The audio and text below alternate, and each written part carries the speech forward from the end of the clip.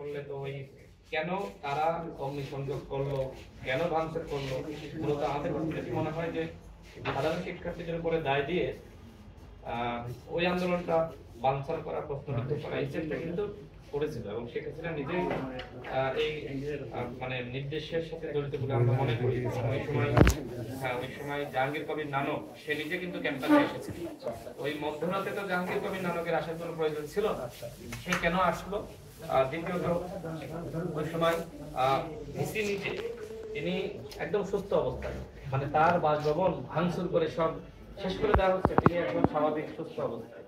আমরা মনে করি যে ভিসি নিজেও এর সাথে জড়িত আছে কিনা খতিয়ে দেখা দরকার এবং বিশ্ববিদ্যালয়ের প্রশাসন তারা তো ম্যাক্সিমামই ওই সময় আওয়ামী দুর্বৃত্তরা ছিল। তো এই জন্যই মামলাটা করতে আসা, যে মামলা করি আপনারা সুষ্ঠু তদন্ত করবেন এই আশা। অভিযোগটা আমরা আনছি, একটু সংযোজন বিয়োজন আপনাদের দেখি।